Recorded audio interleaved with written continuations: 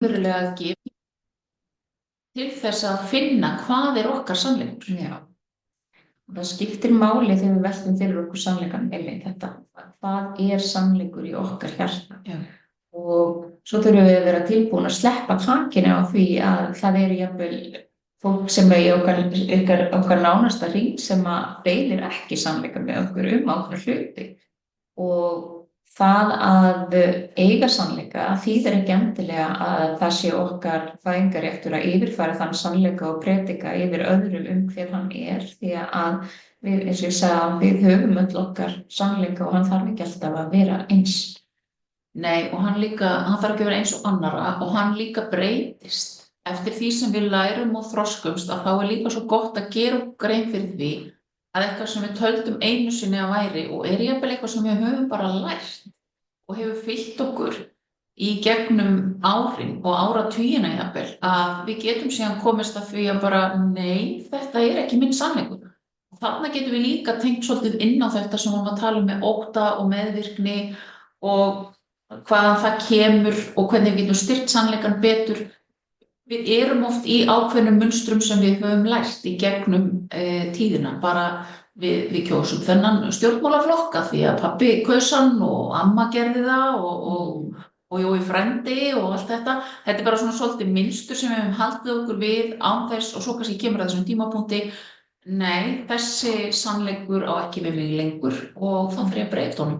Og það getur alveg verið mjög erfitt og sérstaklega þegar maður kannski líka áttar sig á því að sannleikurinn manns sem maður telur sig vera að lifa eftir ekki endilega sannleikurinn manns, heldur einhver föst form eða einhver vani sem maður hefur komið sér upp eða einhver svona rútín eða þægindræmi og það okkur finnst erfitt að breyta og þegar náttúrulega sannleikurinn okkar breytist þá þýðir það að við þurfum ekki breytingar á okkar lífi.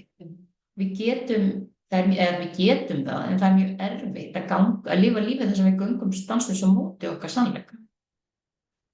En því miður held ég, og við vitum það náttúrulega bara eigin reynslu, að því miður það bara afar algengt að við gerum það. Og kannski ástæðan fyrir því að við lendum í veikindum og vandræðum og alls konar svoleiðis að við erum að ganga á móti okkar eigin sannleika. Við vitum að kannski starfið okkur hentar okkur ekki lengur. Við erum kannski að vinnustað sem gengur mót okkar gildum og okkar sannleika en einhvern veginn vegna þess að það öruggt og þægilegt og það erfitt að breyta að þá breytum við ekki í átt að því sem kannski hjartað segir. Nei, og það getur bara líka verið erfitt að segja hlutina þegar við erum búin að finna að eitthvað sem við höfum haft með okkur rosalega lengi á ekki við okkur lengur, þá getur verið erfitt að tjá það líka. Já. Og að stíga út úr einhverju munstur sem við höfum verið í lengur, það oft svona ákveðin ótti og meðvirkni sem að fylgir því að verða manneskjan sem hindrar okkur kannski að verða manneskjan sem við vitum að við erum innst inni. Af því við getum óttast það hver viðbrögð verða hjá hinum sem í kringum okkur þegar við erum kannski búin að snúa alveg við því sem við viljum gera eða við finnum að ekki rétt. Og ég held að það sé eins og fyrir okkur sem bara af okkar reynslu, við erum alltaf báðar búin að fara í gegnum háskólanum, ekki bara 1 heldur 2 og leggja mikið á okkur til þess að mennta okkur því sem við ætlum að töldum að væri rétt fyrir okkur. En síðan að stíga út úr því og segja við fólki í kringum okkur, nei, veistu það, því miður, þá þetta bara ekki ég lengur. Og þetta á ekki við mig. Það erfitt, bæði gagnvart fólkinu sem við unnum með, gagnvart okkar nánustu sem kannski hafa stutt okkur í gegnum súrt og sætt í öllu þessu, jafnvel hjálpað okkur í gegnum nám og annað. Og svo erum við bara að fara að gera eitthvað allt annað. Og svo það að átta sig á einmitt, ég lærður kennari og ég starfaði inn í grunnskólakerfinu ansi lengi á mismunandi stöðum og í mismunandi grunnskólum. Þangað til að ég var bara hreinlega að taka því hundsfiti að skólakerfið eins og það í dag, það samræmist ekki mínum sannleika. Það samræmist því ekki sem að mér finnst að skólakerfi eigi að vera og því svo nálgun sem þar samræmist bara ekki því sem í mínu hjarta. Svona fyrir utan það að það hvernig kannski við sem foreldrar eru sífellt að afneita ábyrgð okkar á börnunum okkar og þeirra uppeldi samræmist náttúrulega engan veginn mínum sannleika. Við erum alltaf sem samfélag afskaplega upptekin í því að yfirfæra ábyrgð yfir á aðra og forðast ábyrgðina sjálf vegna þess að við getum ekki horfst í augu við sjálf okkur og okkar sannleika í lífinu. Og það held ég að sé svona kannski rótin af ótrúlega mikið af vandamálu sem við glímum við bæði hið innra og hið ytra sem samfélag að við erum alltaf að hlaupa í burtu frá sannleikanum.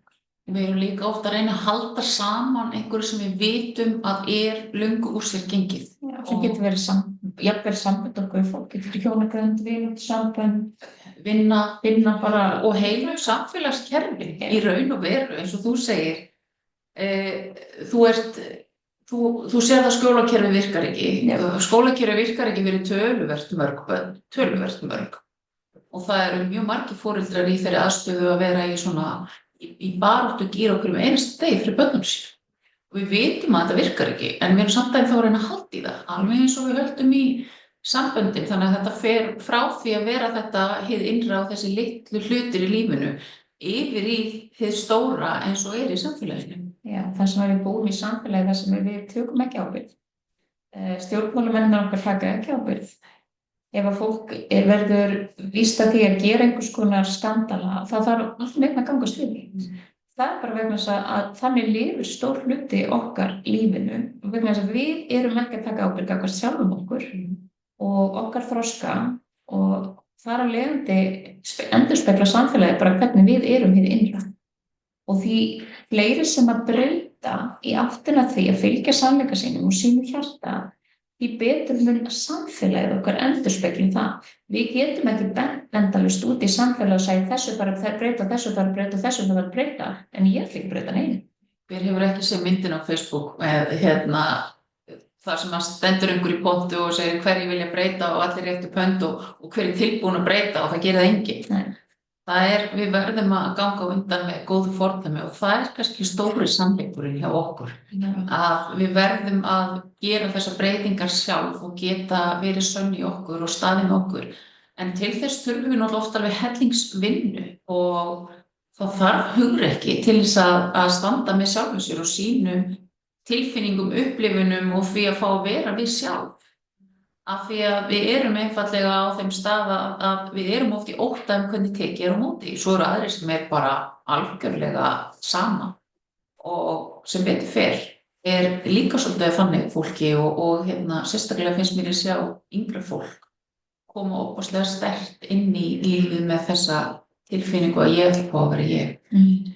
En já, og eru kannski ekki svona mótuð af þessari meðvirkni og þessum ótta. Það bara ótti á bak við meðvirkni. Já, og ég held ekki að einu spurningunum var hvernig getum við tjáð okkar sannleika betur og ég held að fyrsta skrefið að því sé alltaf að finna, en fyrsta lagi þurfum að finna hver sannleikurinn okkar í raun og veru, hvað það sem hjartað í raun og veru að segja.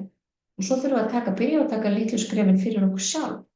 Við ætlum ekki að byrja að gleypa allan heiminn að breyta öllu, heldur þurfum við bara að byrja að æfa okkur að hlusta hver er minn sannleikur og fylgja fyrir okkur. Og svo þurfum við líka náttúrulega að æfa okkur í að segja hreinlega hvað í lagi að vera og að velja okkur og finna þá tilfinningu í hjartana að það í raun og veru allt í lagi að vera sammála að vera ósk. Það allt í lagi. Og það allt í lagi að segja, þetta samræmist ekki því sem mér finnst, en ég bara verði þína skoðun og ég trú alveg að þetta sé þinn sannleikur. En þetta ekki það sem að samræmist mínu hjarta. Það þarf ekki alltaf að rökræða það. Nei, til hvers það, við getum ekki að gera ekki rökrætt eða gert málamiðlan við við erum í kjarna. Þannig að, og þessi þörf okkar hafa alltaf rétt fyrir okkur, við þurfum að sleppa henni. Það bara mikilvægast að við finnum í okkar hjarta hvað rétt fyrir okkur. Annað skiptir ekki mál og við förum eftir því. Að við séum ekki að ganga mót okkur, við þekkjum mjög vel hvar það endar. En svo líka reynist oft bara eins og það að tjá sannleikar, það situr oft rosalega mikið í hálfstöðunni til dæmis. Og það getur verið óbúslega gott, ekki bara að hugleiða inn á hálfstöðuna, hugleiða inn á hvar mótstaðan liggur við því að tjá okkar sannleika eða finna okkar sannleika og fara í heilun og vinna þessa andlega vinnu og við höfum nú séð alveg stórkostlegan árangur fyrir fólk fyrir gegnum því persónulega uppbreyting 9 mánaða námið okkar. Það sem við erum náttúrulega að skoða hver minn sannleikur, hver ég, hvernig get ég tjáð, hvernig get ég leyft mér að vera ég út á við.